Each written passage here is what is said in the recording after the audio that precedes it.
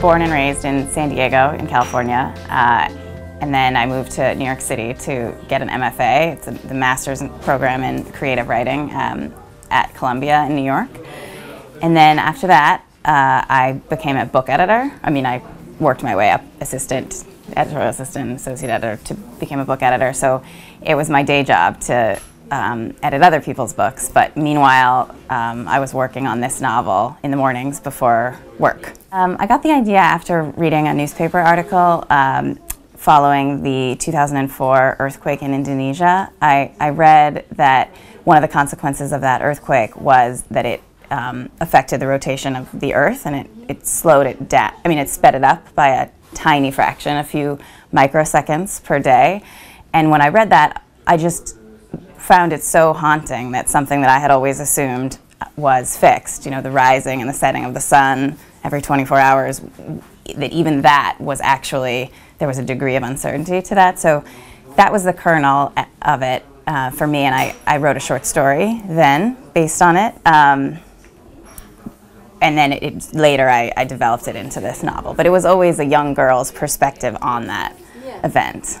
I always wanted to talk to a scientist about it, but part of me wanted to wait until I had finished or was close to finished, because I wanted to kind of let my own imagination sort of own the idea first. So that was my process. And then I also took I took a certain amount of liberty because no one really knows what would happen if this happened. Of course, astrophysicists have ideas about what could happen.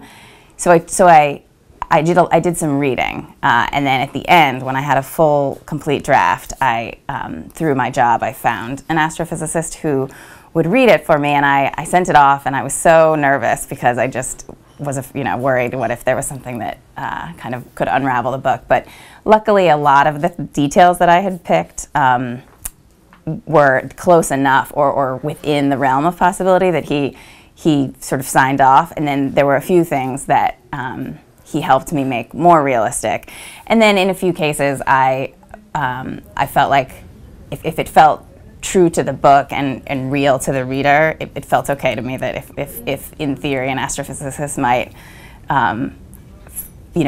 feel that something else would be more likely, I felt okay with it because it's fiction. Right. In my mind, as I wrote the book, I wanted it to feel, as you read it, as if this will happen tomorrow. You know, as if when you wake up in the morning, what if you got this news? So I wanted it to feel like our world now, and this would be just in the very near future.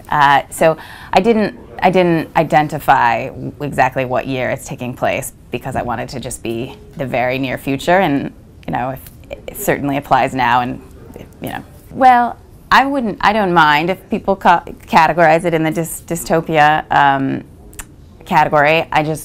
When I hear that word dystopia, and I definitely love some of the novels that are in that category, I think of stories that are set during times when everything has broken down already. Society has already broken down, and a new society, or maybe anti-society, has replaced it, where all the rules are different. And so this book, what I was most interested in was seeing our current society and just the current world kind of seeing it slowly unravel. So I feel like a dystopian version of this would be something set 20, 30, 50 years after, or a classic dystopian after an event like the slowing. So that's the reason that I don't think of it as dystopian, but I'm not against people calling it that. I think of the book really as both a coming-of-age novel and a global catastrophe novel, and as I wrote it, those pieces were equally important.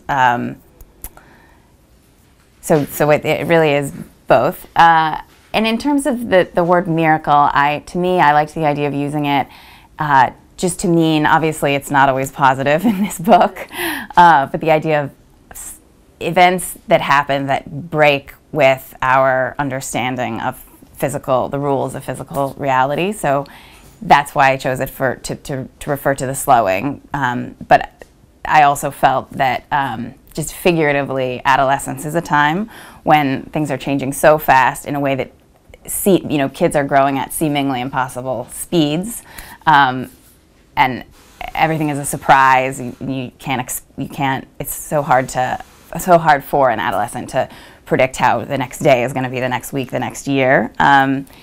In terms of which is the bigger miracle, it's a hard question to answer.